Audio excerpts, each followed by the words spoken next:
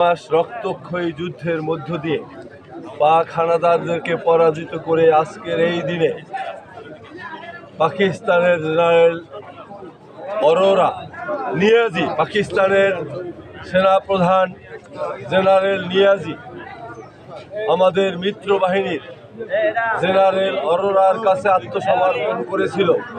শুধু পাকিস্তানি ১৬ লক্ষ সেনাবাহিনী আত্মসমর্পণ করেনি, সেদিন এই ভূখণ্ডে যারা পাকিস্তানের সহযোগী ছিল, যাদেরকে পাকিস্তানিরা তাদের অক্সিলারি ফোর্স বলতো, অক্সিলারি সংগঠন বলতো, সেই রাজাকার, আল বদর, আল শাম, যারা ৯ মাস আমাদের মানুষের উপরে নৃশংস হত্যাকাণ্ড করেছিল, যারা আমাদের মা বোনদের ইজ্জত পাকিস্তানিদের কাছে লুটিয়ে দিয়েছিল, তারাও সেদিন আত্মসমর্পণ করেছিল।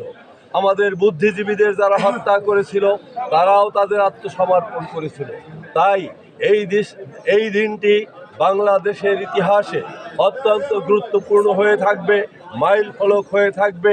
বিশ্বসেরা সেই সময়ের পাকিস্তান সেনাবাহিনী আমাদের প্রশিক্ষিত মুক্তিযোদ্ধাদের কাছে যেভাবে আত্মসমর্পণ করে দিয়েছিল, সেদিন আমরা যেভাবে পৃথিবীর ইতিহাসে মাথা উঁচু করে দাঁড়িয়েছিলাম পাকিস্তানের সেই সেনাবাহিনীর আত্মসমর্পণের মধ্য দিয়ে, বাংলাদেশে আজকে ৫৫তম বিজয় দিবসের এই ক্ষণে দাঁড়িয়ে শুধু একটা দাবি, ১৯৭১ সালে যে অক্সিলারি ফোর্স, যারা আল বদর, আল শামস, রাজাকার, যারা এদেশের মানুষকে নির্বিচারে হত্যা করেছিল, এদেশের মানুষের সম্পদ লুট করেছিল, এদেশের মানুষের ঘরে ঘরে গিয়ে তাদের সম্পদ লুট করে আমাদের মা বোনদেরকে গনিমতের মাল হিসাবে পাকিস্তানি সেনাবাহিনীদের হাতে তুলে দিয়েছিল।